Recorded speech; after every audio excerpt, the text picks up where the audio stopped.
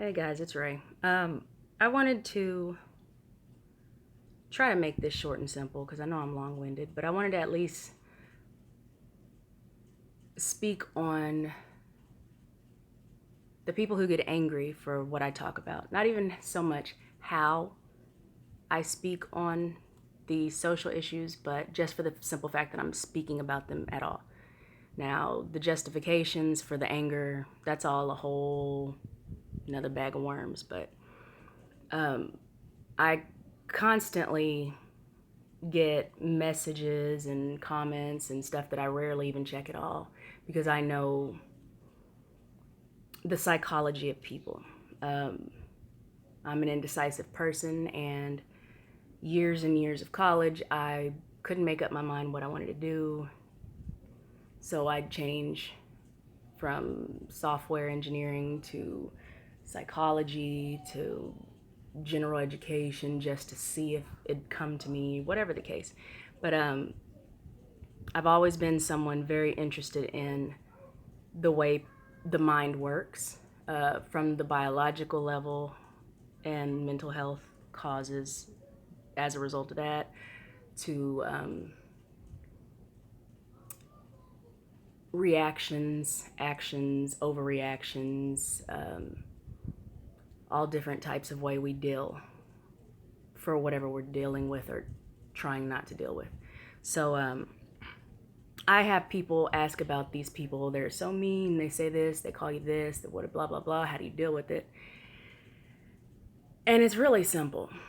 Um, I guess the short, sweet answer that I usually say is I just don't care about other people's feelings of me personally who don't know me, because a lot of people, don't know why they act the way they do and they don't know themselves. But my short answer is just I don't care. And I figured I would at least let people know why. Speaking on social injustice is just like speaking on personal issues that you go through to the people that do it. There is a feeling of shame, guilt and shame that come with hearing or feeling judged or unloved or unrespected, or as if you can't be loved or respected, and things like that. And the way that people deal with this stuff, it's really easy to see. Basically, the psychology behind it. I know there's some people out there that don't believe in psychology, but that's just silly. It's just like saying you don't like feminists or something like that, but you're not sexist or anything. I think a lot of people just don't really understand what the definitive of these things are. And psychology is basically just the study of the mind, the way it works, and why. So it's not like a fact that if you do this or say this, this is why or how or what you're feeling.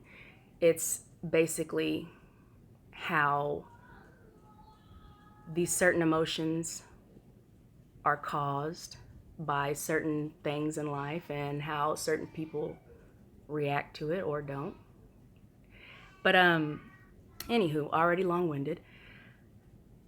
A lot of ways that you can negatively deal with feeling guilt or feeling blamed or whatever the case is, one of the main ones that people do online and in the comfort of their own home, and that is projection. And that is to protect the ego, because you don't want to feel that way, the unloved and or guilty like you did something that you don't feel you did. And a lot of people will counterreact by placing blame on the people who made them feel that way. And they will look for an excuse as to why it's really that person's fault or these people's fault. And for instance, when we mention police brutality, the guilty people will usually, and it's not guilty as meaning you are a police officer, you specifically shot an unarmed black, brown, red person, child, whatever. It just means that you feel a guilt because you don't like being put in that box with that group. But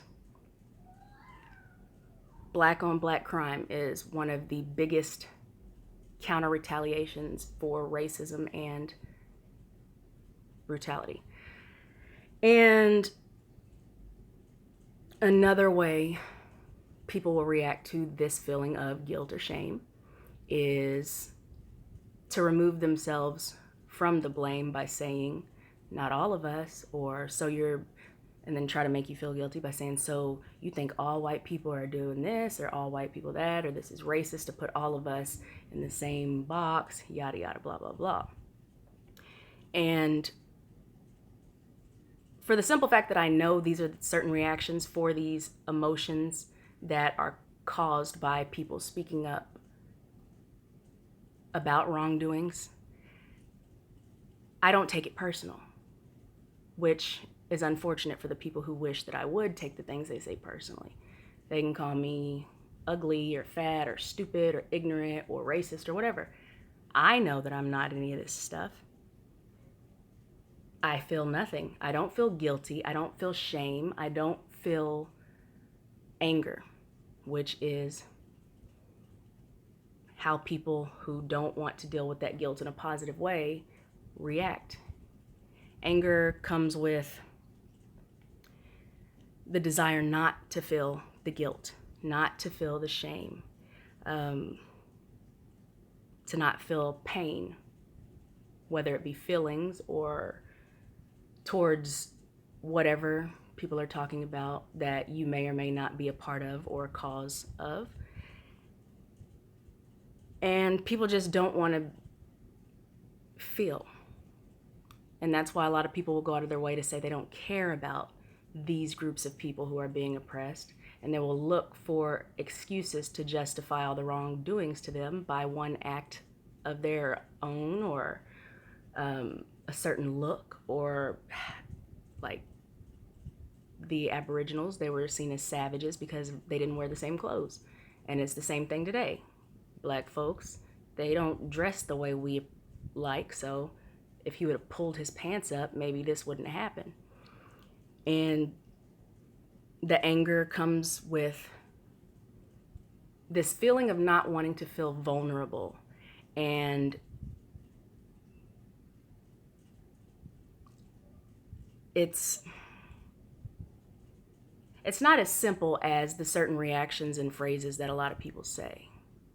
Like, if you want to react to your guilt without feeling guilty, a lot of people will even say, well, I don't have white guilt. That's something for people who just feel bad for stuff they didn't do. But it's not. Always. Sometimes you do get that from not doing certain things. But there is, after time of not dealing with these things like we do on the social scale, on the social level, you have this attachment to the need to blame the victims. It's an addiction that you get, a cockiness to give you this type of self-empowerment, like bullies do when they go and beat up on other people to feel strong because they feel unwanted, unloved, unrespected, unappreciated, disregarded, things like this. And the downfall to doing these things, even not as far as their victims are concerned or the victims they're overlooking, but themselves, it's a huge cause of anxiety and depression, which is why the privileged majority, which is white America in this case, they have a very high rate for depression, anxiety, and the highest rate for suicide. And it's because of, it's not an inability, but a need to not deal and fight with all the power you have to not address the actual feelings behind the feelings. That's why a lot of people online, whenever they hear something about single moms doing this or abusive people doing that or deadbeats this or whatever the case, a lot of times you will not see people who do not fit that category get upset, because if it doesn't apply, you let that shit fly. And it's just a natural thing to not really get upset by hearing something that has nothing to do with you. And for that reason, it doesn't matter how many people get online and call me names or tell me I don't know what I'm talking about or I'm ignorant to everything that I study and have studied for years. It just doesn't apply to me. I mean, I am the oldest of my generation as far as children, grandchildren, cousins, stuff like that. And I think being that oldest child, you're more likely to be very good at picking on your siblings and whatnot. So when I react a certain way to people I know are not psychologically able to cope or understand or listen to anything logical, I'm just going to talk shit and just laugh about it, because it's funny to see people get upset about something they claim they don't care about or has nothing to do with them. If we took more time to not react negatively to something that makes us feel negative, we would have a lot more time to get a better understanding as to why we feel that way and fix it. Whether it's speaking to whomever makes us feel that way or fixing something that we did not care to see in ourselves. So, que sera, so fuck it. Anybody who tries to, like the people who report my videos every single day and I just hit that disagree button and then YouTube says, okay, you're good to go. Those people would rather go out of their way to try to stress me out and make things difficult for me instead of get a understanding as to why they feel the need to do these things. And that just means I win. It's not something I win physically, but personally and emotionally, because I'm able to deal with these things. I'm able to own whenever I'm wrong. I'm able to understand why people act and react the way they do, and for that reason, I'm not stressed like that. I'm not angry. I'm not losing sleep and tossing and turning and trying to be accepted for someone I'm not. And I'm not making excuses or even making up an entirely different personality or telling people they should be or act a certain way to make myself look or feel better. I know who I am, and I'm growing constantly because, well, when you stop growing, you might as well just be 6 foot under. But what I say can be verified, historically accurate.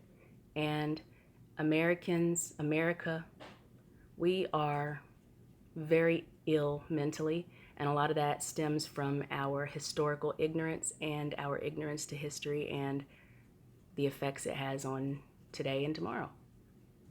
So that is all. Have a good day or don't.